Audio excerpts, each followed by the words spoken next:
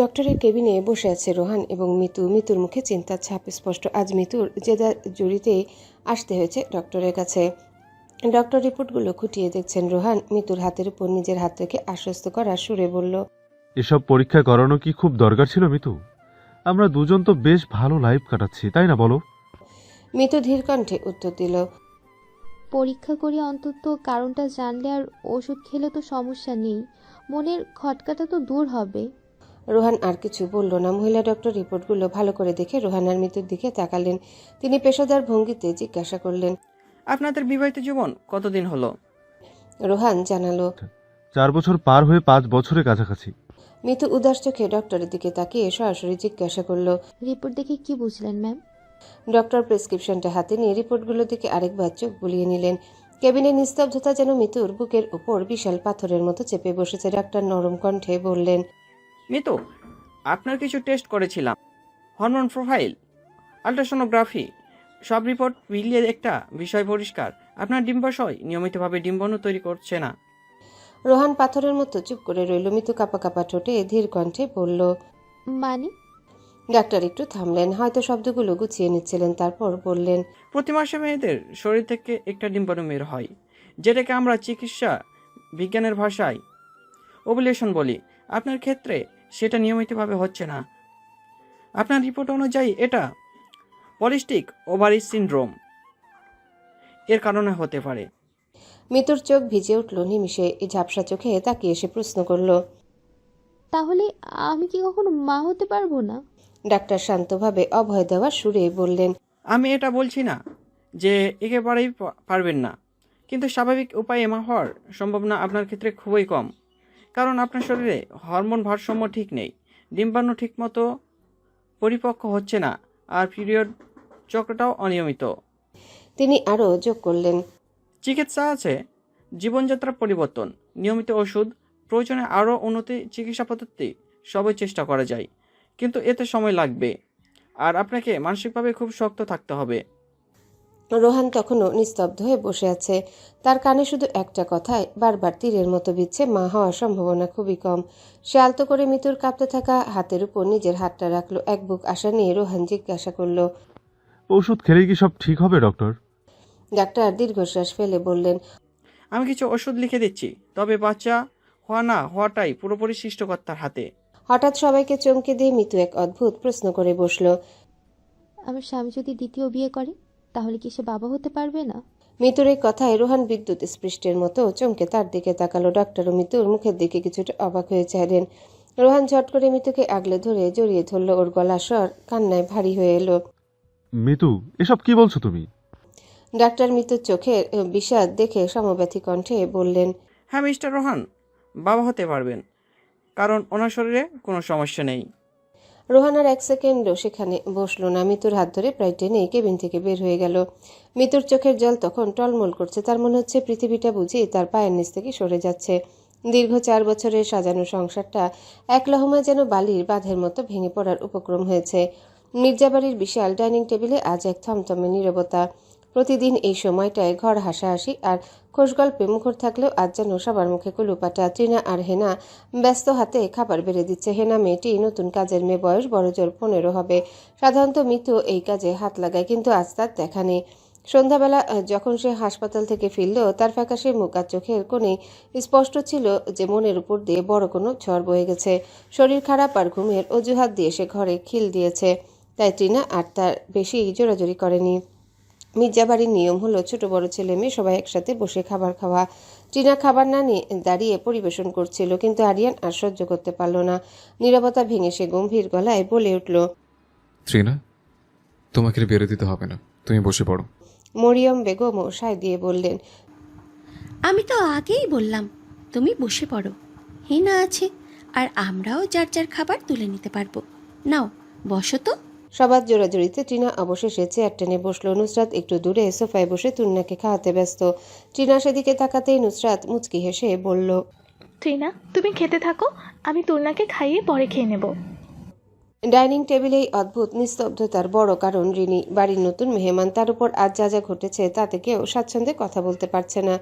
Renew মাথা নিচু করে খুব ধীর গতিতে খাবার নাড়াচাড়া করছে। মির্জা পরিবারের বিশাল ইম্পোর্ট এক্সপোর্ট বিজনেসের ব্যস্ততার মাঝে এই ডাইনিং টেবিলটাই ছিল মেলামেশার একমাত্র জায়গা, যা আজ রিনির উপস্থিতিতে গুমোট হয়ে আছে। ওদিকে সোফায় তুর্না সমানে বায়না ধরেছে। নুসরাত চামচ মুখে দিতে গেলে সে মুখ ঘুরিয়ে নিচ্ছে। তার ছোট ছোট চোখ দুটো বারবার ডাইনিং টেবিলে বসা রিনিকে খুঁজছে। সে রিনির কাছে যেতে চায়, কিন্তু নুসরাত তাকে কোনোভাবে যেতে দেবে না। ব্যক্তিগতভাবে রিনিকে নুসরাতের একটুও পছন্দ নয়। বিশেষ করে তুর্নার মা ডাকের পর থেকে সে আরও সতর্ক হয়ে গেছে।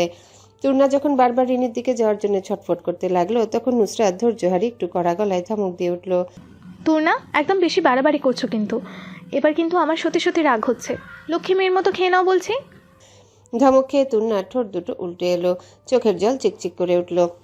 ডাইনিং টেবিল থেকে রিনি একবার আর চোখে সেদিকে তাকালো, কিন্তু কিছু বলল না। নুসরাতের ধমকে তুর্না যেন পাথর হয়ে গেল। এতটুকু মেয়ে, অথচ তার কান্নার ধরন দেখে উপস্থিত সবাই অবাক। সে শব্দ করে কাঁদল না, শুধু ঠোঁট উল্টে চোখ দিয়ে টপ টপ করে জল গড়িয়ে পড়তে লাগলো। 7 বছরেরও কম বয়সী একটা বাচ্চার এমন নিঃশব্দ হাহাকার নুসরাতের বুকেও গিয়ে বিঁধল। ডাইনিং টেবিল থেকে ট্রিনা দ্রুত উঠে তুর্নার কাছে এসে বসলো। পরম মমতায় তার চোখের জল মুছে দিয়ে বলল, কি হয়েছে মামুনির? এই তো আমি খাইয়ে দিচ্ছি, চলো।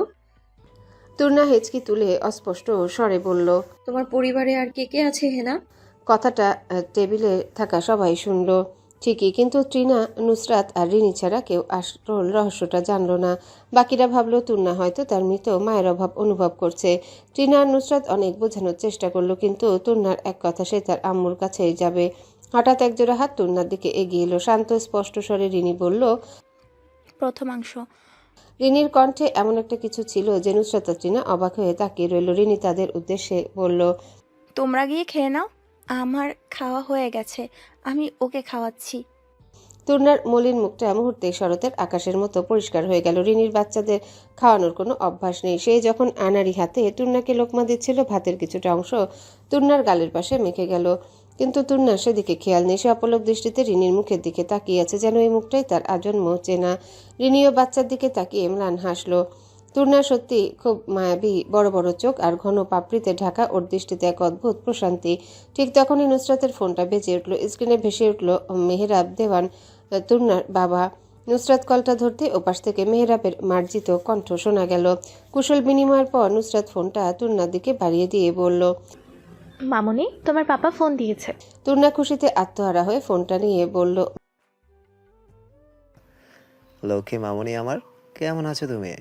বাবার কথা বুঝি মনে পড়ে না? মেহরাবের গলায় ছিল অগাধ ভালোবাসা। তুর্না উত্তেজনায় কাঁপতে কাঁপতে বলল। ওপাশ থেকে মেহরাব একটা করুণ অথচ মিষ্টি হাসি দিয়ে বলল, হ্যাঁ মামুনি, তোমার আম্মু তো সবসময় আমাদের পাশেই থাকে, তার দোয়া আমাদের সাথেই আছে। মেহরাব ভাবলো তুর্না হয়তো তার মৃত মায়ের স্মৃতির কথা বলছে। তুর্না এবার জেদ ধরল। রিনি পরিস্থিতি বুঝতে পেরে উঠে চলে যেতে চাইল, কিন্তু তুর্না ছোট ছোট আঙ্গুলগুলো রিনির শাড়ির আঁচল শক্ত করে ধরে আছে। মেহরাব ভিডিও কল দিতেই তুর্না বড় করে একটা হাসি দিয়ে ফোনের ক্যামেরাটা রিনির দিকে ঘুরিয়ে ধরল। চিৎকার করে বলল। রিনি অনিচ্ছা সত্ত্বেও স্ক্রিনের দিকে তাকালো। ফোনের ওপাশে টি শার্ট পরা এক সুদর্শন পুরুষ। তার শান্ত চোখে দৃষ্টি রিনির উপর পড়তে যেন সময় থমকে গেল। মেহরাব তুর্নার কথার পিঠে হাসতে গিয়েও হাসিটা মাঝপথে উধাও হয়ে গেল তার। সে পলক্ষীন দৃষ্টিতে মোবাইলের স্ক্রিনে রিনির মুখটার দিকে তাকিয়ে রইল। স্তব্ধতা নেমে এলো ফোনের দুপাশে। নুসরাত একপাশে দাঁড়িয়ে দৃশ্যটা দেখছিল। মেহরাবের গম্ভীর কণ্ঠস্বর ফোনের ওপাশ থেকে ভেসে এলো। সে দীর্ঘক্ষণ রিনির দিকে এক দৃষ্টিতে তাকিয়ে থাকার পর নিজেকে সামলে নিয়ে খুব মার্জিত স্বরে বলল, ক্ষমা করবেন, ত্রিনা তো ছোট মানুষ, তাই হয়তো ভুল করে আপনাকে তার মা ভেবে অনেক বিরক্ত করছে। রিনি অবাক হয়ে তাকিয়ে রইল। মনে মনে ভাবলো, ভুল করেও কি কাউকে মা ডাকা যায়? মেহরাব আবারও চমৎকার এক টুকরো হাসি ফুটিয়ে তুলল। তার সুদর্শন মুখে বলল, আসলে আপনাকে দেখতে অনেকাংশে আমার স্ত্রীর রাধিকার মতো, তাই ত্রিনা হয়তো সেই চেহারার আদল দেখেই আপনাকে আঁকড়ে ধরেছে। রিনি কোনো উত্তর দিল না। সে শুধু মেহরাবের শান্ত চোখের দিকে একবার তাকিয়ে মোবাইলটা তুর্নার হাতে ফিরিয়ে। মেহরাব এবার মেয়ের দিকে তাকিয়ে বলল, মামুনি, আমি এইমাত্র বাসায় ফিরে এলাম। আমি কি এখনই আসবো তোমাকে বাড়ি ফিরিয়ে নিয়ে যাওয়ার জন্য? তুর্না মাথা নেড়ে দৃঢ়ভাবে বলল। বলেই তুর্না মোবাইলটা নুসরাতের দিকে বাড়িয়ে দিল। নুসরাত পরিস্থিতি সামাল দিতে বলল, থাক ভাইয়া, আজ রাতটাও এখানেই থাকুক, কাল না হয় আমি ওকে পৌঁছে দিয়ে আসবো। মেহরাব একটু ম্লান হাসলো, তার কণ্ঠে এক অদ্ভুত একাকিত্ব ফুটে উঠল। সে বলল, যখন থেকে বাসায় এসেছি কেমন শূন্য শূন্য লাগছে ঘরটা। এই ছোট্ট মেয়েটাই যে আমার বেঁচে থাকার একমাত্র সম্বল। আচ্ছা ঠিক আছে, তাহলে আগামীকাল তুমিই ওকে নিয়ে এসো। নুসরাত সম্মতি জানিয়ে কলটা কেটে দিল। রান্নাঘরের মৃদু আলোয় কাঁচ আর সিরামিকের বাসনের ঠুংঠাং শব্দ হচ্ছে। টিনা সিংকের সামনে দাঁড়িয়ে জমে থাকা এঁটো পাত্রগুলো পরিষ্কার করছে। বাড়ির নতুন সাহায্যকারী হেনার উপর এই ভর সন্ধ্যায় কাজে সবটুকু চাপ দিতে ওর মন চাইল না। মায়া ভরা মন নিয়ে টিনা হেনার সাথে কথা বলতে বলতে হাত চালাচ্ছে। এক পর্যায়েও জিজ্ঞাসা করলো। হেনা একটা দীর্ঘশ্বাস ফেলে বিষণ্ণ স্বরে উত্তর দিল, আমার আব্বা আছে গো আপা, কিন্তু আব্বা সারাদিন মাতাল হইয়া পইরা থাকে, টেহার নেশায় সুর হইয়া যখন তখন আমার শরীরে হাত তোলে। আম্মাও এখন খুব অসুস্থ, সব সময় যক্ষা রোগের দায় ভুগতাছে। টিনার বুকটা এক মুহূর্তের জন্য হাহাকারে ভরে উঠল। মাত্র 15 বছর বয়সের কিশোরী মেয়েটার কাঁধে কত বড় এক সংসারের বোঝা। যেখানে ওর স্কুলে যাওয়ার কথা, সেখানে পরের বাড়িতে হাড় ভাঙা খাটুনি খাটতে হচ্ছে কেবল বেঁচে থাকার তাগিদে। ঠিক তখনই পাশে কারো নিঃশব্দ উপস্থিতি টের পেল টিনা। ঘাড় ঘুরিয়ে দেখল আরিয়ান দরজার চৌকাঠে হেলান দিয়ে দাঁড়িয়ে আছে। ওর গভীর চোখের দৃষ্টি সরাসরি টিনার উপর নিবদ্ধ। আরিয়ানকে দেখে কিছুটা অবাক হয়ে টিনা জিজ্ঞাসা করল, হঠাৎ এখানে কিছু লাগবে আপনার? আরিয়ান এবার একদম টিনার শরীর ঘেঁষে দাঁড়ালো। আরিয়ান একটুও সময় না নিয়ে শান্ত গলায় উত্তর দিল, লাগবে। টিনা হাতের কাজ থামিয়ে কৌতূহলী চোখে চাইল। কি লাগবে? আরিয়ান টিনার খুব কাছে এগিয়ে এলো। ওর ঠোঁটের কোণে খেলে গেল এক চিলতে রহস্যময় হাসি। টিনার চোখের মনির দিকে তাকিয়ে সে সোজাসুজি বলে উঠল, তোমাকে। সেই পুরোই বিস্ময়ে বিমূঢ় হয়ে আরিয়ানের দিকে তাকিয়ে রইল। হেনা একপাশে দাঁড়িয়ে কাজ করছিল। সেও আরিয়ানের এমন কথা শুনে লজ্জায় মুখ নিচু করে আলতো হাসতে শুরু করলো। পরক্ষণে সে আর চোখের পাশেই কাজ করা হেনার দিকে তাকালো। 15 বছরের মেয়েটা লজ্জায় মাথা নিচু করে মুখ টিপে হাসছে। সে আরিয়ানের দিকে ঝুঁকে গিয়ে দাঁতে দাঁত চেপে খুব নিচু স্বরে বলল, কি শুরু করলেন আপনি? হেনার সামনে এসব বলতে আপনার লজ্জা করছে না? যান এখান থেকে। আরিয়ান কোনো ভ্রুক্ষেপ করলো না, বরং আরো এক ধাপ এগিয়ে এসে টিনার খুব কাছাকাছি দাঁড়ালো। ওর গম্ভীর অথচ মাদকতাপূর্ণ কণ্ঠে বলল, লজ্জার কি আছে? আমার ঘুমাতে হবে, তাই তোমাকে নিতে এসেছি। টিনা বিরক্ত হওয়ার ভান করে বলল, তো যান না, গিয়ে ঘুমান। বাধা দিচ্ছে কে? একা একা ঘুম আসে না আমার, ঘুমোতে গেলে তোমাকেও লাগবে, চলো আমার সাথে। আরিয়ানের চোখে মুখে তখন এক অদ্ভুত জেদ। টিনা ভ্রু কুচকে ঝামটা দিয়ে উঠল। এসব অসভ্য আলাপ বাদ দিয়ে এখান থেকে বিদায় হন তো। দেখছেন না আমার কাজ বাকি? আরিয়ান নিচু গলায় আবারও জিজ্ঞাসা করল, শেষবারের মতো বলছি, আসবেন আমার সাথে? বললাম তো না, এখন যাব না। আরিয়ানের ঠোঁটের কোণে এবার এক চিলতে বাঁকা হাসি ফুটে উঠল। সে টিনার কানের কাছে মুখ নিয়ে ফিসফিস করে বলল, শুধু ঘুমোতে চেয়েছিলাম, কিন্তু তুমি তো রাজি হলে না। এবার তবে অন্য উপায়, অন্য কিছু করতে হবে। টিনা কৌতূহলী হয়ে পাল্টা প্রশ্ন করল, কি করবেন? এবার তোমাকে এখান থেকে পাচাকোলা করে তুলে নিয়ে যাব। টিনা এবার বাঁকা হাসলো। সে জানতো ড্রয়িং রুমে পরিবারের সব বড়রা আড্ডায় মশগুল। সে জয়ের হাসিতে বলল, ড্রয়িং রুমে আব্বু মা সবাই বসে আছে, সাহস থাকলে তুলে নিয়ে দেখান তো। আরিয়ান একবার বাইরের ঘরের দিকে নজর দিল, তারপর টিনার দিকে ফিরে এক গভীর দৃষ্টি নিক্ষেপ করে বলল, আচ্ছা, তোমাকে এখন ছাড় দিলাম, কিন্তু তোমাকে রুমেই ফিরতে হবে। আর তখন কিন্তু বিন্দুমাত্র ছাড়ও তুমি পাবে না, এর কড়াই গন্ডে হিসেব নেব আমি। বলেই আরিয়ান গটগট করে রান্নাঘর থেকে বেরিয়ে গেল। টিনা বিস্ময়ে বিমূঢ় হয়ে কিছুক্ষণ সে শূন্য দরজার দিকে তাকিয়ে রইল। আরিয়ানের চোখে সে আজ এক অন্যরকম আগুনের ঝিলিক দেখেছে, যা আগে কখনো দেখেনি। এক পাশ থেকে হেনা খিলখিল করে হেসে উঠে বলল, আপা ভাইজান মনে লয় আপনারে কলিজা দিয়ে ভালোবাসে, যান না আপা, ওনার কাছে যান। এই থালা বাসনগুলো আমি একলাই মাইজা ফেলুম নে। টিনা অপ্রস্তুত হয়ে হেনার দিকে তাকিয়ে মৃদু ধমকে সুরে বলল, বেশি পাকা কথা না বলে চুপচাপ নিজের কাজ করো তো। কার কলিজায় কত ভালোবাসা তা জানা আছে আমার। টিনা পুনরায় হাতের কাজে মন দেওয়ার চেষ্টা করলো বটে, কিন্তু ওর মনটা এখন আর রান্নাঘরে নেই।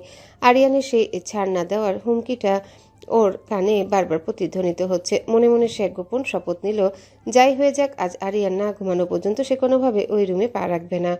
ড্রয়িং রুমের নিস্তব্ধতায় অনেকক্ষণ একা বসে রইল টিনা। কিছুক্ষণ আগেও নুসরাত আর নৌশি সাথে ছিল, কিন্তু রাত বাড়ার সাথে সাথে তারা আপন আপন ঘরে চলে গেছে। পূর্ণা আজ রিনির কাছে ঘুমিয়েছে। ছোট মেয়েটার জেদের কাছে শেষ পর্যন্ত সবাইকে হার মানতে হয়েছে। একটা লম্বা হাই তুলল, চোখের পাতা দুটো যেন ঘুমের ঘোরে ভেঙে আসছে। দেয়াল ঘড়ির দিকে তাকিয়ে দেখলো রাত 11:32। মনের ভিতরে একটা স্বস্তির নিঃশ্বাস ফেলল সে। এতক্ষণে নিশ্চয়ই আরিয়ান ঘুমিয়ে গেছে। আজ রান্নাঘরে লোকটা যে পরিমাণ হুমকি ধমকি দিয়ে গিয়েছিল তাতে একা রুমে ঢুকতে ওর বেশ ভয়ই লাগছিল। মিহু আজকাল বাড়ির সবার প্রিয় হয়ে উঠেছে, বিশেষ করে নৌশির সাথে ওর ভাবটা জমেছে বেশ। তৃণা পা টিপে টিপে অন্ধকার করিডোর পেরিয়ে নিজের রুমের সামনে দাঁড়ালো। রুমের ভেতরটা ঘুটঘুটে অন্ধকার। লাইট বন্ধ দেখে নিশ্চিত হলো যে আরিয়ান গভীর ঘুমে আচ্ছন্ন। রুমে ঢুকে সে হাতড়ে হাতড়ে সুইচ বোর্ডের দিকে এগুলো। অন্ধকার এতটাই গাঢ় যে নিজের হাতটাও দেখা যাচ্ছে না।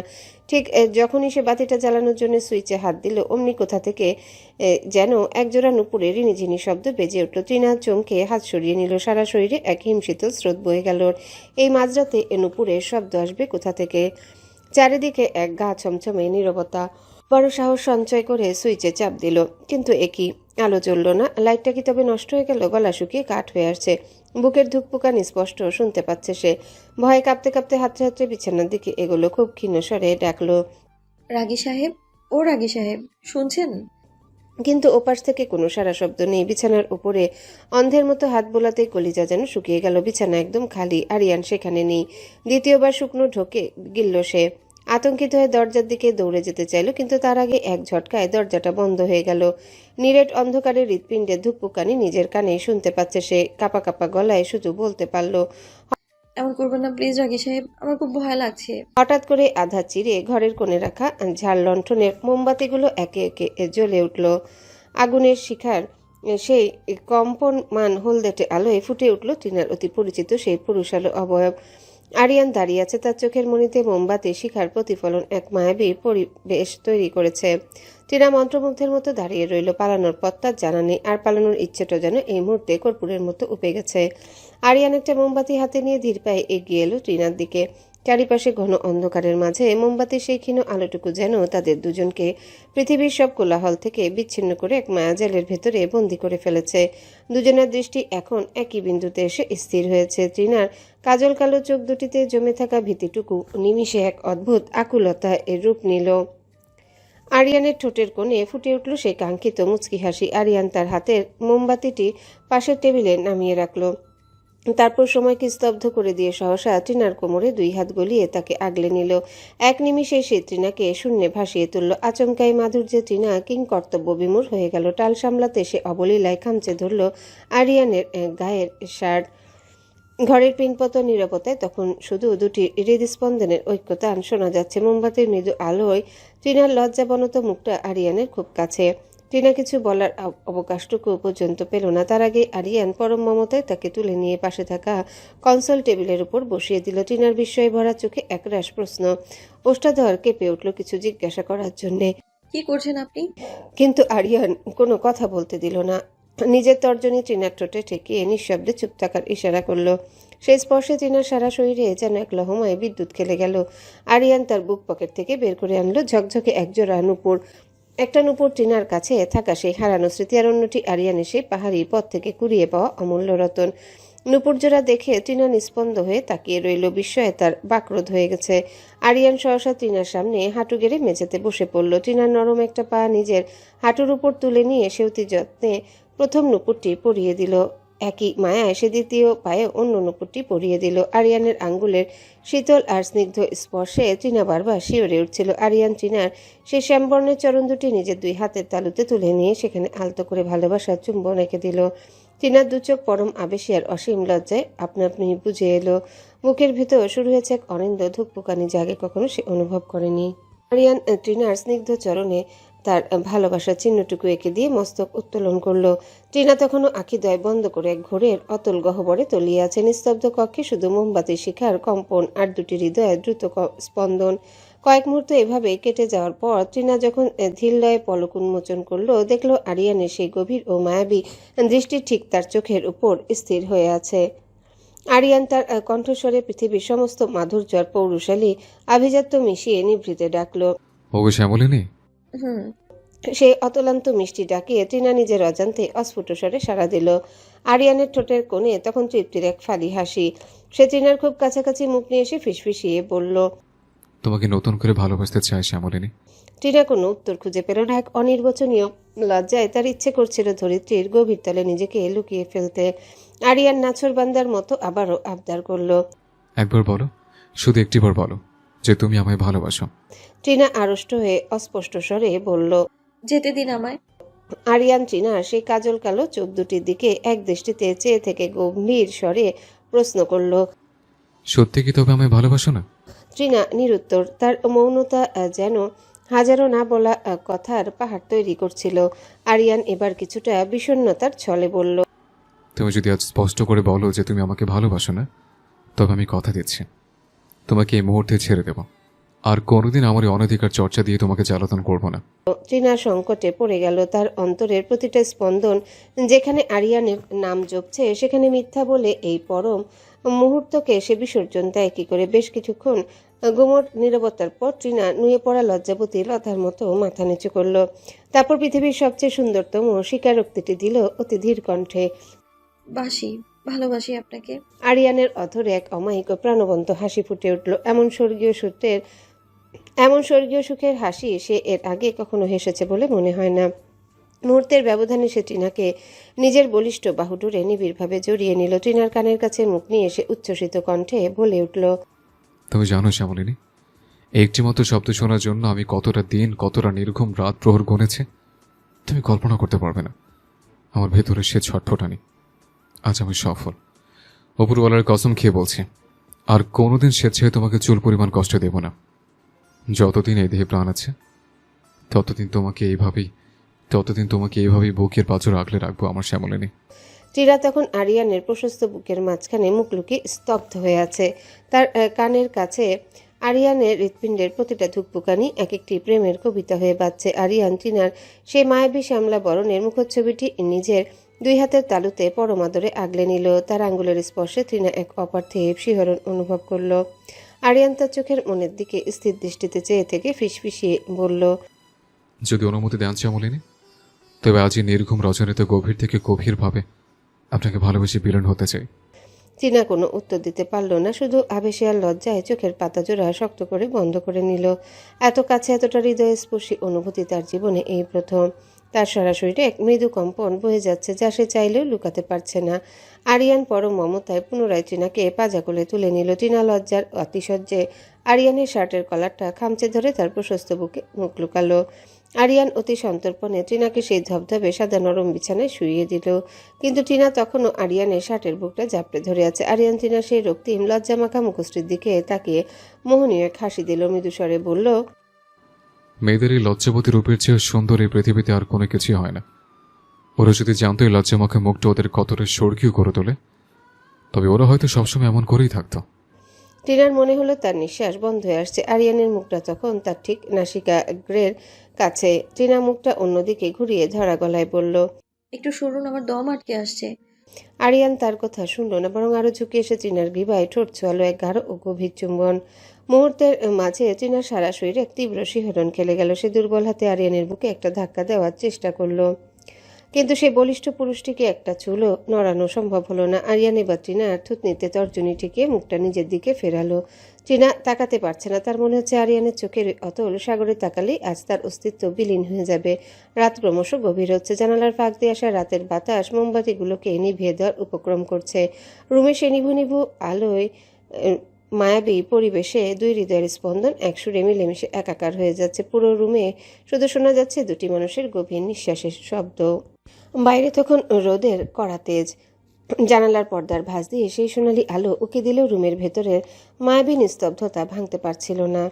আরিয়ানা ট্রিনা যেন জীবনের শ্রেষ্ঠ কোনো এক সুখ স্বপ্নে বিভোর হয়ে আছে। আরিয়ানের প্রশস্ত বুকের একপাশে মাথা রেখে নিশ্চিন্তে ঘুমিয়ে আছে তার শ্যামলিনী। আরিয়ানের দুই হাতের শক্ত বাঁধন যেন ট্রিনার জন্য পৃথিবীর সবচেয়ে নিরাপদ আশ্রয়। হঠাৎ দরজায় সজোরে কড়াঘাতে ট্রিনার তন্দ্রাটা ভেঙে গেল।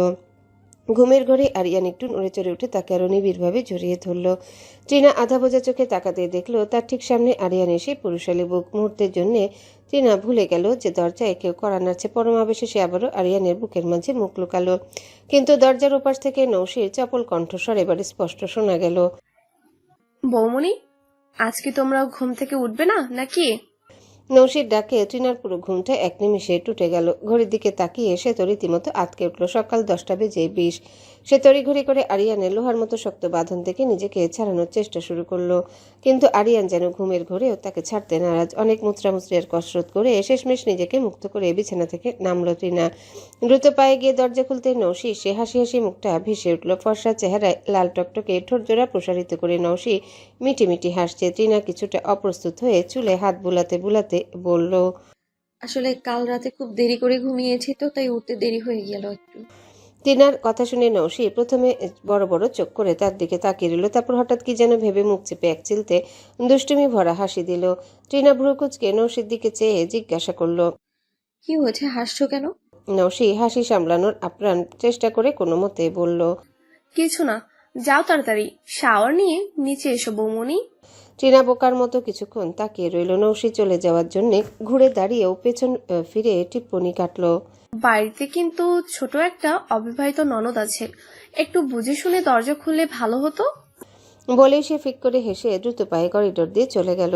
টিনা বিভ্রান্ত হয়ে রুমে ঢুকে দরজা লাগিয়ে দিল। নৌশি কি নিয়ে এত হাসলো?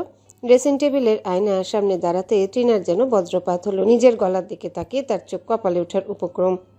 গলার ঠিক নিচে গভীর ভালোবাসার স্পষ্ট দাগ, এক গাঢ় রক্তিম চিহ্ন। টিনা হাত দিয়ে দাগটা ঢাকার চেষ্টা করলো আর মনে মনে ভাবলো এই কারণে তবে নৌশি ওভাবে হাসছিল। সে লাজুক হেসে ঘুমে আচ্ছন্ন আরিয়ানের দিকে তাকালো। অগোছালো চুলে আর গভীর প্রশান্তিতে ঘুমিয়ে থাকা লোকটাকে আজ যেন অন্য দিনের চেয়ে কয়েক গুণ বেশি সুন্দর লাগছে। টিনা মোহাবিষ্ট হয়ে কিছুক্ষণ তাকিয়ে থেকে দ্রুত নিজেকে সামনে নিয়ে ওয়াশরুমে ঢুকে পড়ল। এদিকে ড্রয়িং রুমে মির্জাবাড়ির কর্ত্রীরা সবাই তখন সকালের আড্ডায় ব্যস্ত। নৌশি নিচে নামতেই মাইমুনা বেগম জিজ্ঞাসা করলেন, তিনারা কি উঠেছে? নৌশি সোফায় বসে বলল, ডেকে দিতে এলাম। মাইমুনা বেগম একটু বিরক্তি সুরে বললেন, আহা, ডাকতে গেলি কেন? একটু দেরি করে ঘুম থেকে উঠেছে, হয়তো শরীরটা ভালো নেই, আর একটু ঘুমালে কি এমন ক্ষতি হতো? নৌশি উত্তর না দিয়ে প্রসঙ্গের মোড় ঘুরিয়ে বলল, আমি একটু বন্ধুদের সাথে বাইরে যাচ্ছি আম্মু। রাহি বেগম শাসন মেশানো গলায় বললেন, বেশি দেরি করিস না, তাড়াতাড়ি ফিরবি। নৌশি উঠে গিয়ে নিজের মায়ের গলা জড়িয়ে ধরে আদর মাখা স্বরে বলল, ওসব বলতে হবে না, তোমার মেয়ে অনেক লক্ষ্মী, আমি ঠিক সময়ে ফিরে আসবো। বলে সে বাড়ির 3 কর্ত্রীর গালে টপটপ করে চুমু খেয়ে নিল। বাড়ির একই নিয়ম। নৌশি এই সব সময় ছোট বাচ্চার মতো বাড়ির বড়দের এভাবেই ভালোবেসে মাতিয়ে রাখে। মিতু একদৃষ্টিতে আয়নার দিকে তাকিয়ে যান্ত্রিকভাবে চুল আশ্রে যাচ্ছে, কিন্তু তার মন সেখানে নেই, পড়ে আছে কালকে সেই বিষণ্ণ ঘরটিতে। আয়নার নিজের প্রতিবিম্বটাকেও আজ তার কাছে বড় অচেনা মনে হচ্ছে। রোহান রুমে ঢুকে মিতুর এই শূন্যতা দেখে বুক চিরে এক দীর্ঘশ্বাস ফেললো। সে ধীর পায়ে মিতুর পেছনে গিয়ে দাঁড়ালো। মিতুর কাঁধে হাত রাখতে মেয়েটা চমকে উঠল। রোহান মিতুর ঘাড়ে নিজের মাথা ঠেকিয়ে ফিসফিস করে বলল, কি হয়েছে আমার নীলাঞ্জনার? মনটা কি কোথাও হারিয়ে গেছে? মিতু নিজেকে স্বাভাবিক করার বৃথা চেষ্টা করে অস্ফুট স্বরে বলল, না, কিছু না তো। রোহান আয়নার ভিতর দিয়ে মিতুর চোখের গভীর বিষাদটুকু মেপে নিচ্ছিল। মিতু হঠাৎ ঘুরে দাঁড়িয়ে রোহানের মুখোমুখি হলো। কাপা কণ্ঠে বলল, একটা কথা বলি, রাখবে আমার কথাটা? রোহানের ভ্রু কুঁচকে গেল। মিতুর চোখের ওই উদাসীনতা দেখে সে আগেই আন্দাজ করতে পেরেছিল মিতু কি বলতে যাচ্ছে। সে গম্ভীর গলায় বলল, এমন কোনো আবদার করো না নীলাঞ্জনা, যা রাখা আমার পক্ষে অসম্ভব। মিতু রোহানের কথা পাত্তা না দিয়ে এবার বলেই ফেলল, প্লিজ, তুমি আরেকটা বিয়ে করো রোহান। আমি চাই তুমিও একদিন বাবা ডাক শোনো। আমি তোমাকে অনুমতি দিচ্ছি, আমি একটুও রাগ করব না। রোহান এবার কোনো পাল্টা যুক্তি দিল না, চুপ করে রইল। রোহানের এই নিস্তব্ধতা মিতুকে দ্বিধায় ফেলে দিল। সে আবারও বলল, রাখবেন আমার এই কথাটা? রোহান এবার মিতুকে অবাক করে দিয়ে শান্ত গলায় বলে উঠল, তোমার কথা কি আমি কখনো ফেলেছি? তাহলে এই বড় কথাটা না রেখে কিভাবে পারি? তুমি যখন বলছো তবে তাই হোক। মিতুর বুকের ভেতরটা যেন মুহূর্তে বরফ হয়ে গেল। সে নিজের মন থেকে রোহানকে বিয়ের কথা বলেছিল, কিন্তু রোহান এত সহজে রাজি হয়ে যাবে তা সে কল্পনাও করেনি। তার সারা শরীর কাঁপতে শুরু করলো। মিতু অবিশ্বাসে শুধু বলতে পারলো, রোহান এবার একটু বাঁকা হেসে বলল, বললাম তাহলে মেয়ে দেখা শুরু করো। দ্বিতীয় বিয়ে করতে রাজি হয়নি এমন পুরুষ কি পৃথিবীতে আছে? 4টা বিয়ে করতে পারলো তো আরো ভালো, আলহামদুলিল্লাহ। মিতু শূন্য দৃষ্টিতে তাকিয়ে রইল। নিজের অজান্তেই তার 2 চোখ বেয়ে গরম অশ্রু গড়িয়ে পড়ল। সে নিজের অধিকার অন্য কাউকে বিলিয়ে দেওয়ার কথা মুখ ফুটে বললেও তার অন্তর যেন এই নিষ্ঠুর সত্যটা নিতে পারছে না। মিতুকে এভাবে দাঁড়িয়ে থাকতে দেখে রোহানার অভিনয় ধরে রাখতে পারল না। সে অট্টহাসিতে ফেটে পড়ল। পরক্ষণেই মিতুকে এক ঝটকায় নিজের বুকের সাথে জাপটে ধরে পরম মমতায় মাথায় হাত বুলিয়ে দিল।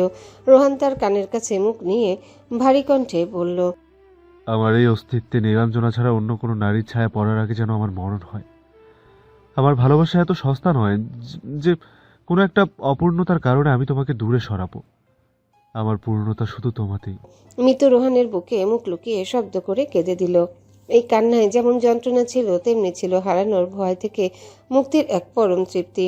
ওয়াশরুম থেকে বের হয়ে আসতে ভোরে সেই অদ্ভুত শীতলতা টিনার শরীর ছুঁয়ে গেল। আরিয়ান তখনও শয্যায় অঘোর ঘুমে আচ্ছন্ন। তাকে জাগানোর কোনো চেষ্টা না করে টিনা ড্রেসিং টেবিলের আয়নার সামনে গিয়ে দাঁড়ালো। ভেজা চুলগুলো তোয়ালে দিয়ে মুছতে মুছতে তার নজর স্থির হলো আয়নায় নিজের গলার উপর। শাওয়ারের উষ্ণ জলে ছোঁয়ায় দাগগুলো যেন আরো স্পষ্ট হয়ে ফুটে উঠছে, ঠিক যেন কোনো এক গভীর অনুরাগের রক্তিম স্বাক্ষর। টিনা নিজের আঙ্গুল দিয়ে সন্তর্পণে সেই দাগগুলো একবার ছুঁয়ে দেখল। মুহূর্তে গত রাতের সেই মায়াবী স্মৃতিগুলো তার মনে ভিড় করে এলো। এক অনির্বচনীয় আবেশে সে নিজের দুই হাতের তালু দিয়ে নিজের মুখটা ঢেকে ফেলল। সে নিজেই নিজের কাছে আজ বড্ড অচেনা। তার এই লাজুক সত্তা, এই অদ্ভুত শিহরণ সবকিছুই যেন আরিয়ানের পরশে নতুন রূপ পেয়েছে। নিজেকে কোনো মতে স্বাভাবিক করে সে আবারও চুলে তোয়ালে দিয়ে ঝাড়া দিতে শুরু করলো। ঠিক তখনই অবাধ্য চুলের কয়েক ফোঁটা জল ছিটকে গিয়ে পড়ল আরিয়ানের ঘুমন্ত চেহারায়। ঘুমের ঘোরে ভ্রু কুচকে বিরক্ত মুখে চোখ মেলল আরিয়ান, কিন্তু চোখ মেলতে আয়নার সামনে ভেজা চুলে সে মায়াবিনীকে দেখে সে যেন এক পলকে স্তব্ধ হয়ে গেল। অন্য সময় হলে হয়তো এমন কাঁচা ঘুম ভেঙে যাবে, একটা কড়া বকুনি দিয়ে বসত লোকটা, কিন্তু আজ তার মুখে কোনো অভিযোগ নেই। বরং সে অপলক দৃষ্টিতে চেয়ে রইল এক শ্যামকন্যা স্নিগ্ধ রূপের দিকে। আরিয়ান বিছানা ছেড়ে নিঃশব্দে উঠে দাঁড়ালো। ত্রিনা আরিয়ানকে আসতে দেখলেও কোনো কথা বলল না, নিজের মতো চুল মোছায় ব্যস্ত রইল। কিন্তু পরক্ষণে এক বলিষ্ঠ হাতের বাঁধনে পেছন থেকে জড়িয়ে ধরল আরিয়ান। আচমকাই স্পর্শে ত্রিনা একটু শিহরে উঠল, নিজেকে ছাড়িয়ে নেওয়ার কোনো চেষ্টা করল না। আরিয়ান ত্রিনার সেই সুবাসিত ভেজা চুলে নিজের মুখ লুকালো। এক দীর্ঘ গভীর নিঃশ্বাস নিয়ে সে যেন টিনার চুলের প্রতিটা কণা থেকে সবটুকু ঘ্রাণ শুষে নিতে চাইল। আরিয়ানের কণ্ঠস্বর তখন ভোরের কুয়াশার মতো ঘন আর নেশাতুর। টিনার ভেজা চুলের ঘ্রাণ নিতে নিতে সে ফিসফিসিয়ে বলল, সকাল সকাল আমাকে ধ্বংস করে বাচ্চারা করছেন বুঝে মিসেস আরিয়ান মির্জা? এত সুন্দর মায়াকারা মুখ নিয়ে জন্মাতে কে বলেছিল আপনাকে? উপরওয়ালার অশেষ রহমত যে আপনি আমার জন্য চিরতরে হালাল। তা না হলে এ রূপ দেখে আমার চোখের জিনার পরিমাণ বোধ হয় আকাশ ছোট। টিনা আরিয়ানের এই গভীর আর অকপট স্বীকারোক্তিতে নিজের চোখ দুটো বুজে নিল। তার ঠোঁটের কোণে এক চিলতে অভিমানী হাসি ফুটে উঠল। সে ধীরে স্বরে বলে উঠল, অথচ এই শ্যামলা চেহারার জন্য আপনিই আমায় কতবার ঘোরা দিয়েছেন, মনে আছে আপনার? আরিয়ান এবার টিনার দুই কাঁধ ধরে আলতো করে নিজের দিকে ঘুরিয়ে নিল। টিনার কাজল ধোয়া চোখের দিকে স্থির দৃষ্টিতে চেয়ে সে নরম গলায় বলল, আমার কাছে রূপ বা গায়ের রং কখনই বড় ছিল না শ্যামলিনী। তোমাকে কড়া কথা শোনানোর কারণ চেহারা ছিল না, বরং আমার জেদ ছিল। আমি চেয়েছিলাম তুমি যেন আমাকে ঘৃণা করে আমার জীবন থেকে চলে যাও। টিনার ভ্রুকুচকে তাকালো, কৃত্রিম গাম্ভীর্য নিয়ে বলল, ওহ তাই নাকি? তাহলে এক কাজ করি, সুযোগ যখন আছে আমি এখনই চলে যাই। এক পা বাড়িয়ে দেখো শুধু, একদম ঠ্যাং ভেঙে ঘরে বসিয়ে রাখবো। আরিয়ান মুহূর্তে টিনার কোমরের বাঁধন আরো শক্ত করে নিল। মুখে সেই চেনা বাঁকা হাসিটা ফুটিয়ে গম্ভীর হওয়ার ভান করল। আরিয়ানের শাসানি শুনে টিনার নিজের হাসি চেপে রাখতে পারল না। সে খিলখিল করে হেসে উঠল। টিনার সেই মুক্তোর মতো হাসির শব্দে আরিয়ানের কঠোরতা মুহূর্তে ধুয়ে মুছে সাফ হয়ে গেল। সেও টিনার হাসিতে যোগ দিল।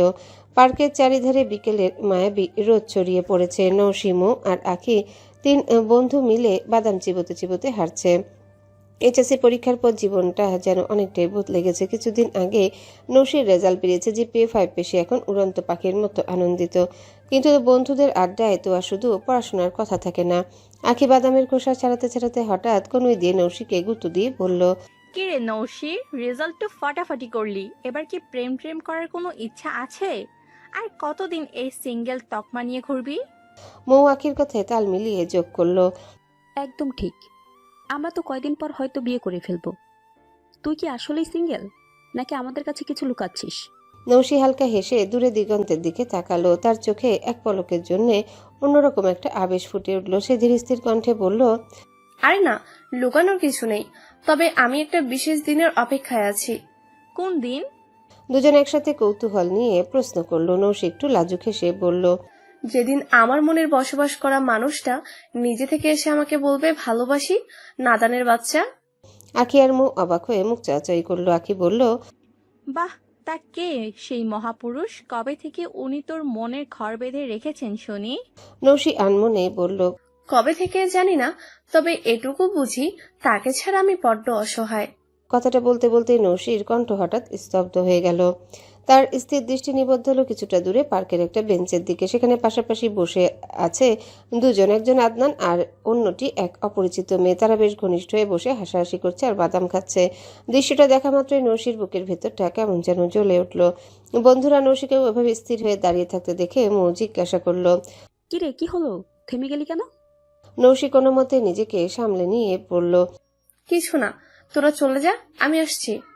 বলেই নৌশি হনহন করে আদনানের দিকে এগুতে শুরু করলো। কিছু দূর যেতেই তার পা জোড়া যেন মাটির সাথে গেঁথে গেল।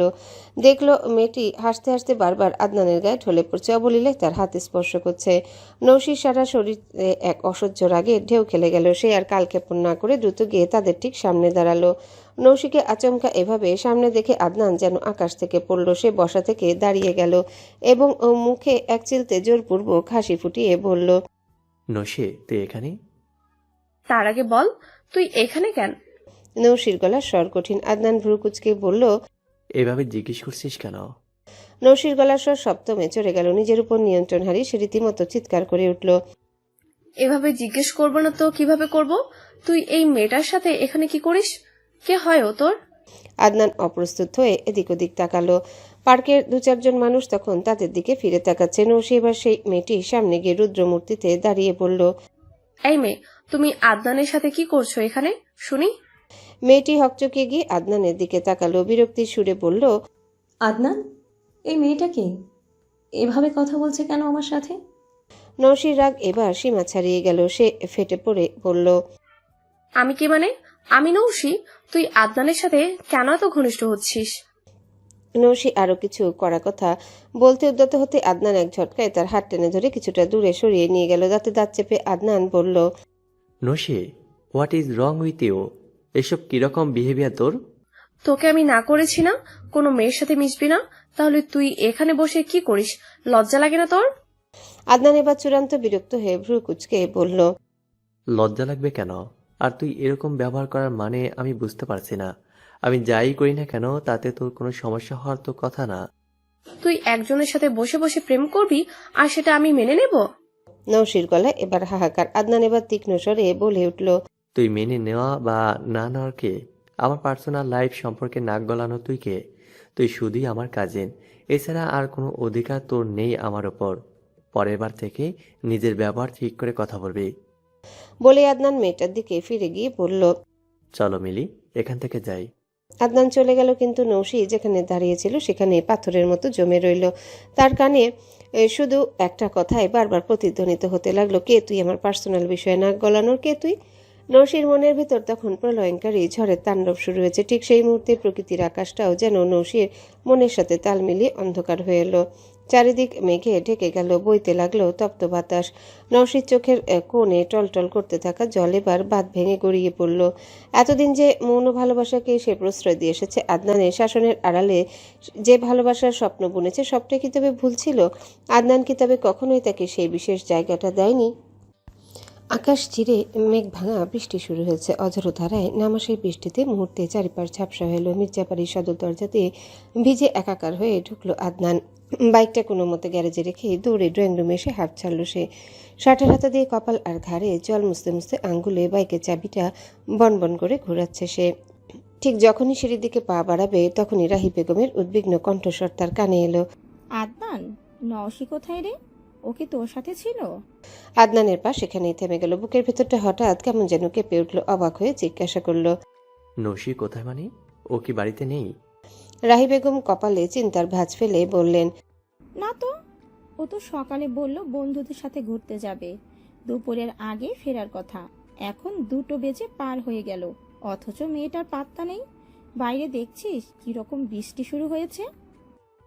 আদনান আর মুখ ফুটে বলতে পারল না যে ঘন্টাখানেক আগেই পার্কের মাঝখানে নৌশির সাথে তার এক পশলা লড়াই হয়ে গেছে। সে পকেট থেকে মোবাইল বের করে কল দিতে নিতেই রাহি বেগম দীর্ঘশ্বাস ফেলে বললেন, কল দিয়ে লাভ নেই, আমি অনেকবার ট্রাই করেছি, ওর ফোন বন্ধ বলছে। কি? ফোন বন্ধ? আদনান নিজের কপালে আঙ্গুল দিয়ে ঘষতে লাগলো। রাহি বেগমের চোখে মুখে দুশ্চিন্তার ছাপ স্পষ্ট। তিনি বললেন, খুব টেনশন হচ্ছে আমার, মেয়েটা কখনো এমন করে না। আদনান নিজেকে সামলে নিয়ে বড় মাকে আশ্বস্ত করে বলল, চিন্তা করো না বড় মা, বন্ধুদের সাথেই আছে হয়তো, বৃষ্টির জন্য আটকা পড়েছে। আমি যাচ্ছি, ওকে এখনই নিয়ে আসছি। আদনান আর দেরি করলো না, ভিজে শার্টে আবার বাড়ির বাইরে বেরিয়ে এলো। বাইকে ওঠার সময় সে দ্রুত তার মোবাইল থেকে নৌশির বান্ধবী মোয়ের নাম্বারটা বের করলো। আদনান সবসময় একটু সাবধানী। নৌশির সব বন্ধুদের নাম্বার সে নিজের কাছে সেভ করে রেখেছিল কোনো এক বিপদের কথা ভেবে। আজ যেন সেই দিনটাই সামনে এসে দাঁড়ালো। মোয়ের ফোনে রিং হতে হতেই আদনানের মনে বারবার নৌশিনের সেই জলভরা চোখের করুণ মুখটা ভেসে উঠল। পার্কে সেই কড়া কথাগুলোর জন্যে নিজের ভেতরে এক অপরাধবোধ কাজ করছে। বৃষ্টির ঝাপটে চোখ মেলতেই কষ্ট হচ্ছে ঠিকই, কিন্তু তার চেয়েও বেশি কষ্ট হচ্ছে নৌশির ফোন বন্ধ থাকার কথা শুনে। আদনানের দূরদর্শিতার আজ সত্যি কাজে লেগে গেল। মৌ ফোন ধরতে আদনান কোনো ভনিতা না করে সরাসরি জিজ্ঞাসা করলো, আমি নসির কাজিন আদনান বলছি। নসি কি তোমার সাথে? ওপাশ থেকে মৌ অবাক হয়ে উত্তর দিল, না তো, ও তো অনেকক্ষণ আগেই পার্কে কাকে যেন দেখে বলল আমাদের চলে যেতে, ও পরে আসবে। আমরা তো তখন থেকেই বাসায়। কেন, কোনো সমস্যা হয়েছে? না, কিছু না। বলেই আদনান কলটা কেটে দিল। আদনানের ভেতরের অস্থিরতা এবার ঝড়ের বেগে বাড়তে লাগলো। তার মানে নৌশি সেই পার্ক থেকে আর কোথাও যায়নি। বাইরের বৃষ্টির দাপট আরো বেড়েছে, সাথে বইছে ঠান্ডা হাওয়া। এই দুর্যোগে একটা মেয়ে একা কোথায় থাকতে পারে? নিজের উপর প্রচন্ড আফসোস হতে লাগলো আদনানের। রাগের মাথায় কেন যেভাবে কথা বলতে গেল, সে আর এক মুহূর্ত দেরি না করে বাইক স্টার্ট দিল। তার একমাত্র লক্ষ্য এখন সেই পার্ক। চারিদিকে ঝাপসা অন্ধকার আর বৃষ্টির তোড় ঠেলে সে পাগলের মতো বাইক চালাচ্ছে। ফাঁকা রাস্তায় দু একটা গাড়ি ছাড়া আর কেউ নেই। আদনানের বুকের ভেতরটা তখন মোচড় দিয়ে উঠেছে এক অজানা আশঙ্কায়। হঠাৎ রাস্তায় মোড় ঘুরতে আদনানের চোখ আটকে গেল। রাস্তার একপাশে ডিভাইনের উপর গুটিসুটি মেরে বসে আছে এক মানবী। আদনান এক ঝটকায় বাইক থামিয়ে দিল। মনে হলো মৃতদেহের যেন প্রাণ ফিরে এলো তার। বাইকটা স্ট্যান্ড করিয়ে সে দৌড়ে এগিয়ে গেল। বৃষ্টির ঝাপটায় তার টি শার্ট শরীরের সাথে লেপটে গেছে। গায়ে সাদা শার্টের বোতামগুলো খোলা। নৌশি রাস্তার ধারে মাথা নিচু করে বসে আছে। পরনের কাপড় আর চুল ভিজে একাকার হয়ে গায়ের সাথে লেপটে আছে। আদনান নৌশির সামনে গিয়ে হাঁপাতে হাঁপাতে থামলো। বৃষ্টির জল উপচে না পড়লে হয়তো দেখা যেত আদনানের কপালের ঘাম বৃষ্টির জলের সাথে মিশে একাকার হয়ে গেছে। নৌশি একবার মাথা তুলে আদনানকে দেখলো, কিন্তু তার চোখে মুখে কোনো ভাবান্তর নেই, কোনো অভিযোগও নেই। সে যেন এক পাথরের প্রতিমা। রাগী অথচ কান্নার মতো শোনানো এক অদ্ভুত স্বরে চিৎকার করে উঠল, এই নাদান বাচ্চা, কোনো কাণ্ডজ্ঞান নেই তোর? এই বৃষ্টির মধ্যে এভাবে রাস্তায় বসে আছিস কেন? কিছু হয়ে গেলে কি হতো? নৌশি কোনো জবাব দিল না। সে আগের মতোই নিশ্চুপ হয়ে বসে রইল। বৃষ্টির শব্দ ছাপিয়ে তখন শুধু শোনা যাচ্ছিল আদনানের ভারী নিঃশ্বাসের শব্দ। আদনান ভেজা রাস্তায় হাঁটু গেড়ে নৌশির ঠিক সামনে বসল সে। নিচু হয়ে নৌশির নুয়ে থাকা মুখটা দেখার চেষ্টা করে খুব নরম স্বরে শুধালো, কি হয়েছে? খুব রাগ হয়েছে আমার ওপর? আদনানের প্রশ্নটা শেষ হতে না হতেই নৌশি হঠাৎ হো হো শব্দে হেসে উঠল। বৃষ্টির তীব্র ঝাপটা আর চারিদিকে ধূসর আবহাওয়ার মাঝে নৌশির এই অট্টহাসি কেমন বিদঘুটে আর যন্ত্রণাময় শোনালো। আদনান ভ্রু কুচকে পাথরের মতো তাকিয়ে রইল। নৌশি হাসি থামিয়ে একদৃষ্টে আদনানের চোখের দিকে তাকিয়ে এক ভ্রু উঁচিয়ে বলল, রাগ রাগ তো তাদের সাথেই করা যায় যারা আপন হয়, যাদের উপর অধিকার থাকে। কিন্তু আমি তোর ওপর রাগ করার কে? কেনই বা রাগ করবো? আদনান এবার সত্যি আহত হলো। সে কপাল কুচকে বলল, আমি তোর আপন না, আমি তোর কেউ না। নৌশি তাচ্ছিল্যের হাসি হেসে মনে করিয়ে দিল, কেন? কিছুক্ষণ আগেই না পার্কে সবার সামনে চিৎকার করে বললি কে তুই? আমার পার্সোনাল বিষয়ে নাক গলানোর তুই কে? মনে পড়ছে না? আদনান এক মুহূর্তের জন্য বাকরুদ্ধ হয়ে গেল। নিজের বলা বিষাক্ত শব্দগুলো যে এভাবে ফিরে আসবে সে ভাবেনি। সে কথা না বাড়িয়ে উঠে দাঁড়ালো এবং নৌশির হাতটা শক্ত করে ধরে টেনে তোলার চেষ্টা করে বলল, জেদ করিস না, চল বাড়ি চল। নৌশি এক ঝটকায় আদনানের হাতটা সরিয়ে দিল। তার চোখে মুখে এখন কেবল ঘৃণা আর অভিমান। সে চিৎকার করে উঠল, ডোন্ট টাচ মি, একদম ছোবে নামায়। আদনান হতভম্ব হয়ে বলল, কি সমস্যা তোর? কেন এমন করছিস? আমার কি সমস্যা সেটা তোকে বুঝতে হবে না। এখানে মিথ্যে আধিক্যতা দেখিয়ে আমাকে খুঁজতে আসলে কেন? যা ওই মেয়ের কাছে যা, ওখানেই তো তোর সব অধিকার। আদনান এবার মেজাজ হারালো। রাগী স্বরে বলল, নসি, বাড়াবাড়ি হচ্ছে। পার্কে অযথা সিন ক্রিয়েট করছিস, এখানেও করছিস। আর তর্কাতর্কি না করে চুপচাপ চল আমার সাথে। নৌশি দাঁতে দাঁত চেপে বলল, অযথা সিন ক্রিয়েট করেছিলাম।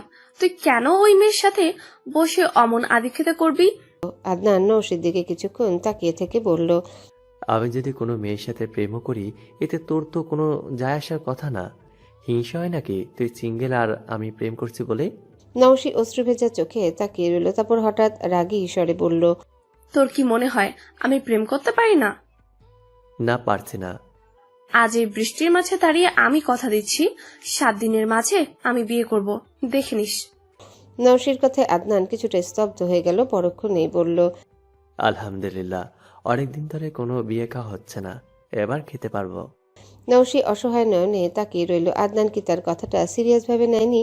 নৌশি বৃষ্টির জল আর চোখের জল একসাথে মুছে একটা লম্বা শ্বাস নিল, তারপর শান্ত কিন্তু পাথুরে গলায় বলল, তুই যা এখান থেকে, আমি একাই যেতে পারবো। আমি আবার বলছি, চল আমার সাথে। বললাম তো আমি একাই যেতে পারবো, কথা কানে যায় না তোর? নৌশির জেদি কণ্ঠস্বর বৃষ্টির শব্দকে ছাপিয়ে গেল। আদনান আরেক মুহূর্ত সেখানে দাঁড়ালো না, রাগে গড়গড় করতে করতে নিজের বাইকের দিকে হাঁটা দিল। নৌশি অশ্রুভেজা চোখে তাকিয়ে রইল আদনানের চলে যাওয়ার দিকে। তার মনে হলো সত্যি কি তবে আদনান তাকে একা ফেলে চলে গেল? বুকটা এক অসহ্য ব্যথায় মোচড় দিয়ে উঠল তার। সে যখন উল্টো দিকে ফেরার জন্য পা বাড়ালো, ঠিক তখনই বিদ্যুৎ চমকানোর মতো একটা হ্যাচকা টানে সে থমকে গেল। দেখলো আদনান ফিরে এসেছে। সে কোনো কথা না বলে নৌশির হাতটা শক্ত করে চেপে ধরেছে। আদনান তাকে প্রায় টানতে টানতে নিজের বাইকের দিকে নিয়ে যাচ্ছে। নৌশি রাগে হাত পা ছুড়ে বলল, ছাড় বলছি, এভাবে আমার উপর জোর খাটাবি না একদম। আদনান হঠাৎ নৌশির ঠোঁটে নিজের তর্জনী আঙ্গুল চেপে ধরল। এক নিমিষে নৌশি স্তব্ধ হয়ে গেল। আদনান খুব নিচু স্বরে অনেকটা হুকুম করার মতো করে বলল, হুশ, একদম বেশি কথা বলবি না। আমি জোর করতে পারি, সেই হক আমার আছে। ভালো মেয়ের মতো না মানলে সত্যি বলছি ঠ্যাং ভেঙে কাঁধে করে নিয়ে যাব। আমাকে তো চিনিস। নৌশি ভেজা গলায় পাল্টা চ্যালেঞ্জ ছুড়ে দিয়ে বলল, কিসের জোর দেখাস তুই, কোন অধিকারে? আদনান উত্তর দিল না। বৃষ্টির ঝাপটায় দুজনের মুখ বেয়ে অবিরাম জল গড়িয়ে পড়ছে। আদনান পলক্ষীন চোখে নৌশির ভেজা মুখের দিকে তাকিয়ে রইল। বৃষ্টির এই বুনো আবহেও নৌশিকে কি যে মায়াবী লাগছে। নৌশির সব কথা গলায় আটকে গেল আদনানের ওই তপ্ত চাহনি দেখে। আদনান পরক্ষণে চোখ সরিয়ে নিয়ে গলার স্বর কিছুটা পাল্টে বলল, তুই আমাদের বাড়ির মেয়ে, বাড়ির ছোটদের ওপর বড়দের দায়িত্ব থাকে, সেই হিসাবেই জোর করছি। নৌশি মনে মনে একটা বাঁকা হাসলো। নিজের উপর ধিক্কার দিতে ইচ্ছে করছে তার, অথচ মনে মনে কি সব রঙিন স্বপ্নই না বনে এসেছিল। আদনান তাকে ভালোবাসে, অথচ আজ তার সব স্বপ্ন এক নিমিষে কাচের মতো ভেঙে চুরমার হয়ে গেল। আদনান আবারও ফিসফিস করে বলল, তুই বড্ড অবুঝ নসি, এমনি এমনি তোকে নাদান ডাকি না। নৌশি আর কোনো তর্ক গেল না। আদনানের বাইকে উঠে বসলে সে নিঃশব্দে পেছনে গিয়ে বসলো, কিন্তু আদনানের শরীর স্পর্শ না করার এক অপ্রাণ চেষ্টা তার মাঝে স্পষ্ট। সে খুব দূরত্ব বজায় রেখে কোনো মতে বাইকের একদম শেষ প্রান্তে বসলো। আদনান পেছনে ফিরে তাকিয়ে বলল, পড়ে যাবি তো, শক্ত করে ধরে বস। নৌশি কোনো নড়চড় করলো না, ধরলো না আদনানকে। আদনান একটা তপ্ত দীর্ঘশ্বাস ছেড়ে বাইক স্টার্ট দিল। বৃষ্টির তীব্র ঝাপটায় বাইক চালানো বেশ কঠিন, তবুও সে বারবার লুকিং গ্লাসে নৌশির মুখের দিকে তাকাচ্ছে।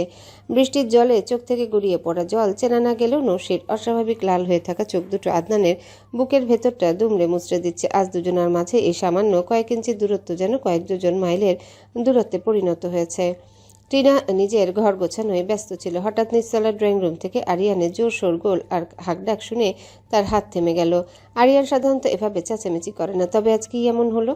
টিনা কৌতূহল সামলাতে না পেরে দ্রুত ঘর থেকে বেরিয়ে এলো। ওপরের ব্যালকনি থেকে নিচের দিকে উকি দিতেই দেখলো বাড়ির সবাই গোল হয়ে কোনো একটা জিনিসের দিকে তাকিয়ে আছে। টিনা আর দেরি না করে সিঁড়ি বেয়ে নিচে নেমে এলো। ভিড় ঠেলে সামনে যেতেই তার চোখ কপালে উঠলো। দেখলো একটা সুন্দর খাঁচা একটা বিড়াল বসে আছে। বিড়ালটার গায়ের রংটা ভারী চমৎকার, হালকা ব্রাউন বা শ্যামলা রঙের। টিনা ভ্রু কুঁচকে সেদিকে তাকিয়ে থাকলো। আরিয়ান টিনার উপস্থিতি টের পেয়ে উজ্জ্বল মুখে এগিয়ে এসে বলল, দেখো তো লিলিকে কেমন দেখাচ্ছে, বিড়ালটি কি পছন্দ হয়েছে তোমার?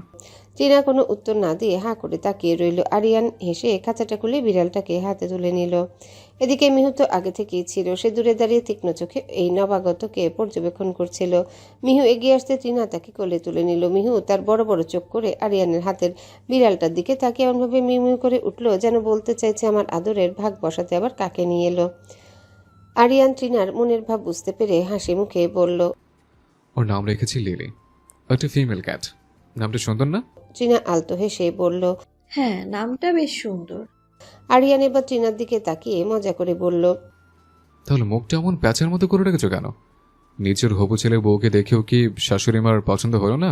টিনা আকাশ থেকে পড়লো, অবাক হয়ে জিজ্ঞাসা করলো, ছেলের বউ মানে তুমি কি ওদের বিয়ে দেবে নাকি? আরিয়ান বেশ আয়েশি ভঙ্গিতে বলল, অবশ্যই দেব। মিহুর জন্য তো একটা জীবনসঙ্গিনী দরকার, তাই না? আরিয়ান দুষ্টুমি করে লিলিকে মিহুর নাকের কাছে নিতে মিহু এক অদ্ভুত কাণ্ড করলো। সে ঝটপট টিনার গলার কাছে মুখ লুকালো। দৃশ্যটা দেখে বাড়ির সবাই হেসে উঠল। মনে হলো মিহু হয়তো সত্যিই খুব লজ্জা পেয়েছে। আরিয়ান মিহুর দিকে এমন ভাবে তাকিয়ে আছে যেন এখনই ওটাকে বাসা থেকে বের করে দেয়। মনে মনে গজগজ করতে করতে ভাবলো, বেয়াদব বিড়াল, আমার বউয়ের কাছ থেকে তো তোকে দূরে সরাতে এত কষ্ট করে লিলিকে নিয়ে আসলাম, আর তুই কিনা সুযোগ পেয়ে উল্টা আরো সেটে বসে আছিস। মন চাচ্ছে একদম গলা টিপে ধরি। আসলে আরিয়ানের এই অসময়ে কাজ ফেলে বিড়াল কিনে আনার পেছনে এক বিরাট রহস্য আছে। গতকাল রাতে সে এক ভয়ানক দুঃস্বপ্ন দেখেছে। স্বপ্নে দেখলো টিনা তাকে একদম পাত্তাই দিচ্ছে না, সারাক্ষণ মিহুকে নিয়ে মেতে আছে, এমনকি আরিয়ানকে রুমে ঢুকতেও দিচ্ছে না সে। স্বপ্নে যখন আরিয়ান রাগে ফুসফুস করতে করতে মিহুকে জিজ্ঞাসা করলো,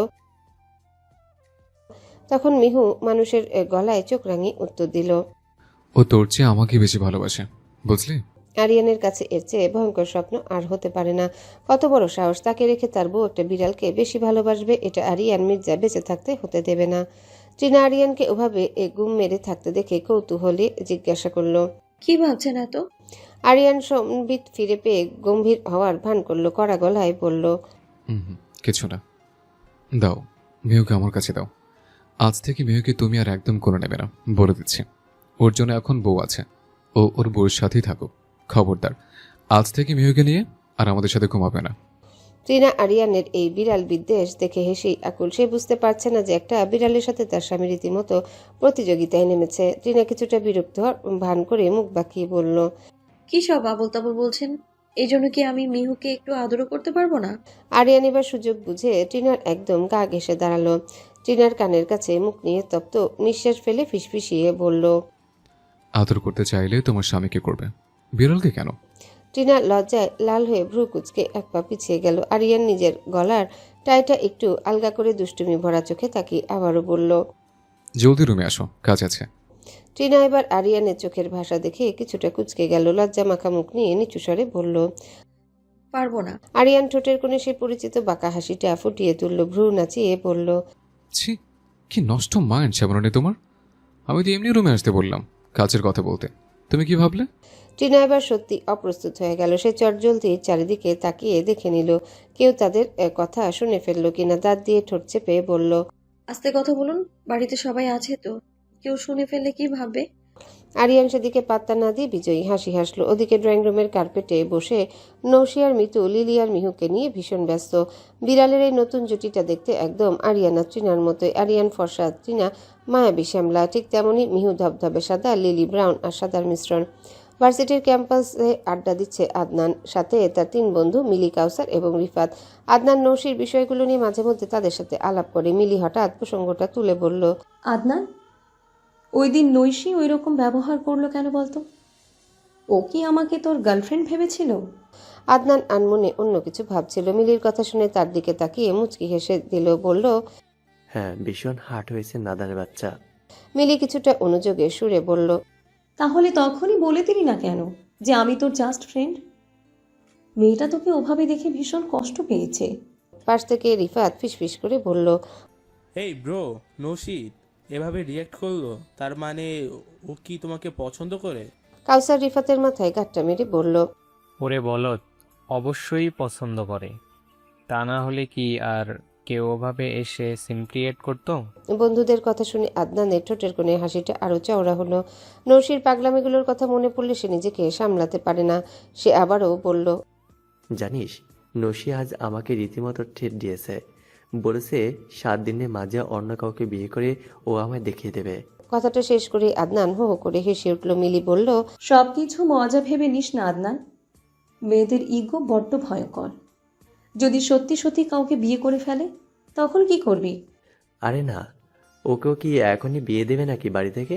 এই তো মাত্র ইন্টার পাস করলো, এত তাড়াতাড়ি আমাদের বাড়ির মেয়েদের বিয়ে দেয় না। আদনান বেশ আত্মবিশ্বাসের সাথে উত্তর দিল। মিলি আবারও সতর্ক করল, তবুও ভাই আদনান, একটু সিরিয়াস হ, বুঝলি? রিফাত হঠাৎ জিজ্ঞাসা করল, আচ্ছা আদনান, তুই কি নৌশিকে লাভ করিস? রিফাতের পিঠে একটা চাপড় দিয়ে কাউসার বলল, যে ছেলে সারাদিন ওই মেয়ের নাম জপ করে, তুই এখনো বলছিস ভালোবাসে কিনা? আদনান আর কোনো তর্কে গেল না, কাঁধে ব্যাগটা টেনে নিয়ে উঠে দাঁড়ালো, বন্ধুদের দিকে তাকিয়ে বলল, তোরা কি আমার সাথে ফুলের দোকানে যাবি? না কেন? কিছু ফুল কিনবো। নৌশির জন্য। নাদানে বাচ্চা ফুল খুব পছন্দ করে। তখন গোধূলির মায়াবী আলো জানালা দিয়ে এসে ঘরের মেঝেতে লুটোপুটি খাচ্ছে। আরিয়ানের দীর্ঘদিনের অভ্যাস, বাইরে থেকে ফিরে শাওয়ার নেওয়া আজও তার ব্যতিক্রম হলো না। সে ওয়াশরুম থেকে বেরিয়ে এলো চুল ভেজা, কাঁধে একটা আধা ভেজা তোয়ালে ঝোলানো, পরনে কেবল একটা ক্যাজুয়াল ট্রাউজার আর ধূসর রঙের টি শার্ট। তিনাকে সেই কখন বলেছিল রুমে আসতে, অথচ মেয়েটার পাত্তা নেই।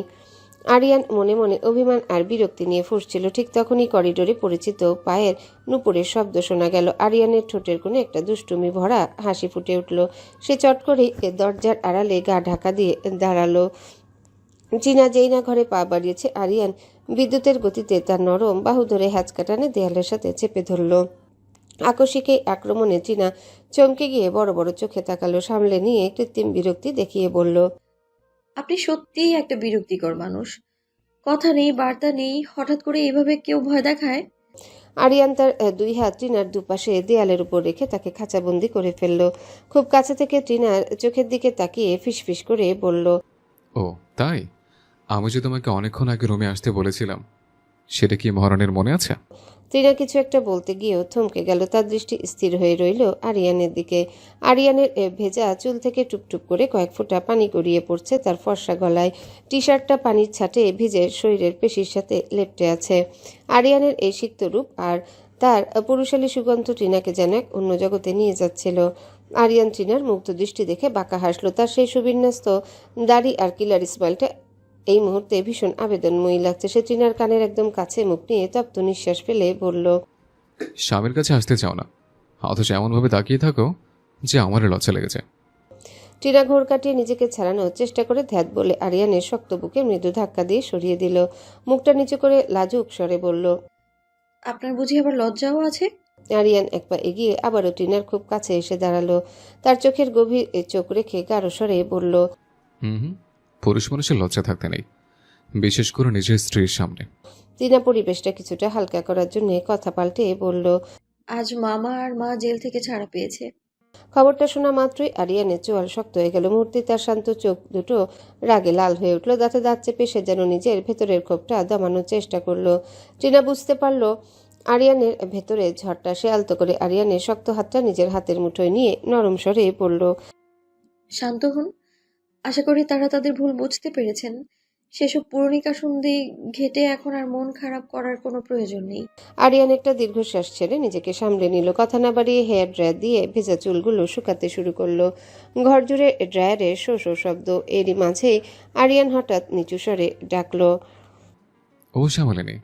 ট্রিনা আলমারি গোছাতে গোছাতে ছোট করে উত্তর দিল, তোমাকে কখনো কালো শাড়ি পরতে দেখিনি, আজ একটা কালো শাড়ি পরো তো। ট্রিনা আরিয়ানের ভেজা তোয়ালেটা হাতে নিতে নিতে বলল, শ্যামলা মেয়েদের কালো শাড়িতে মানায় না, অন্ধকারে মিশে যাব যে। আরিয়ান ড্রয়ারটা বন্ধ করে ভ্রু কুচকে তীক্ষ্ণ দৃষ্টিতে তাকালো। তার চোখে মুখে বিস্ময় আর কিছুটা বিরক্তি। গম্ভীর গলায় প্রশ্ন করল, কি বললে অদ্ভুত কথা? ট্রিনা তোয়ালেটা নিয়ে ব্যালকনির দিকে পা বাড়াতে বাড়াতে নির্লিপ্তভাবে বলল, কেউ বলেনি, আমিই বললাম। ট্রিনা ব্যালকনিতে চলে গেল তোয়ালেটা শুকাতে দেওয়ার জন্য। আরিয়ান কিছুক্ষণ কিংকর্তব্য বিমূঢ় হয়ে সেদিকে তাকিয়ে রইল। তার মনে হলো এই মেয়েটা নিজের সৌন্দর্য সম্পর্কে কতটা উদাসীন। সে কি জানে না যে তার এই শ্যামলা রূপটাই আরিয়ানের কাছে সবচেয়ে মায়াবী? আর কালো শাড়ি, সেটা তো তার তনুতে আগুনের মতো জ্বলবে। আজ সন্ধ্যার পর থেকে ট্রিনার শরীরটা ঠিক লাগছিল না। মাথাটা কেমন ভার ভার ঠেকছিল, তাই রুমের আলো নিভিয়ে শুয়ে একটু জিরিয়ে নিচ্ছিল সে। আরিয়ান বিকালের দিকে কোনো কথা না বলে বেরিয়ে গেছিল। হঠাৎ রুমের আলো জ্বলে উঠতে ট্রিনার চোখ কুচকে তাকালো। দেখলো আরিয়ান ঘরে ঢুকেছে আর তার দুই হাতে এক গাদা শপিং ব্যাগ। আরিয়ানের ঠোঁটে যেন রহস্যময় এক চিলতে হাসি। ট্রিনা অবাক হয়ে সোজা হয়ে বসে জিজ্ঞাসা করলো, হাতে এতগুলো শপিং ব্যাগ, কি এনেছেন এইসব? আরিয়ান কোনো উত্তর না দিয়ে ব্যাগগুলো ট্রিনার সামনে বিছানায় ঢেলে রাখলো। তারপর বেশ আয়েসি ভঙ্গিতে বলল, নিজের হাতেই খুলে দেখো। ট্রিনা কৌতূহল নিয়ে প্রথম ব্যাগটা খুলতে দেখলো একটা কুচকুচে কালো শাড়ি। সে অবাক হয়ে আরিয়ানের দিকে তাকিয়ে বলল, আপনি এই কালো শাড়ি কেনার জন্যই বাজারে গিয়েছিলেন? আরিয়ান মুচকি হেসে বলল, পরের ব্যাগগুলোও খোলো। টিনা একে একে সবকটা ব্যাগ খুলল এবং প্রতিবারই তার বিস্ময়ের মাত্রা বাড়তে লাগলো। প্রতিটা ব্যাগেই শাড়ি, আর অবাক করার বিষয় হলো সবগুলোই কালো রঙে, তবে বৈচিত্র্য আছে কাপড়ে। কোনোটা মসলিন, কোনোটা জামদানি, কোনোটা পিওর সিল্ক কিংবা অর্গানজা। বিছানাটা মুহূর্তেই কালো রঙের স্তূপে পরিণত হলো। টিনা বড় বড় চোখে তাকিয়ে বলল, এত কালো শাড়ি দিয়ে কি আপনি ব্যবসা করবেন নাকি? মাত্র 20টা, আর সবগুলো শুধুই তোমার জন্য। টিনা একবার বিছানায় ছড়ানো শাড়িগুলোর দিকে তাকাচ্ছে, আরেকবার আরিয়ানের দিকে। এটাকে ঘোরতর পাগলামি ছাড়া আর কি বা বলা যায়। আরিয়ান এবার টিনার খুব কাছে এসে গাঢ় স্বরে বলল, আজ থেকে প্রতিদিন আমার সামনে এই কালো শাড়ি পরেই ঘুরবে তুমি। টিনা অবিশ্বাস্য গলায় বলল, আপনি কি পাগল হয়েছেন? তোমার জন্য পাগলই সই, যেটা বলেছি সেটা করবে। মানুষ প্রতিদিন একই রঙের শাড়ি পরে নাকি? দেখতে কেমন লাগবে? টিনার আপত্তি। আরিয়ান জেদি গলায় বলল। টিনা কিং কর্তব্য বিমূঢ় হয়ে বসে রইল। এই লোকটাকে পাগল বললেও যেন কম বলা হয়। হ্যালো বন্ধুরা, পরবর্তী পার্ট খুব তাড়াতাড়ি আসবে, তো সবাই অপেক্ষায় থাকো। আর চ্যানেলটি যারা এখনো সাবস্ক্রাইব করোনি তারা পরবর্তী পার্ট দেখার জন্য চ্যানেলটি সাবস্ক্রাইব করে রেখো। ধন্যবাদ সবাইকে, আমাদের সাথেই থেকো।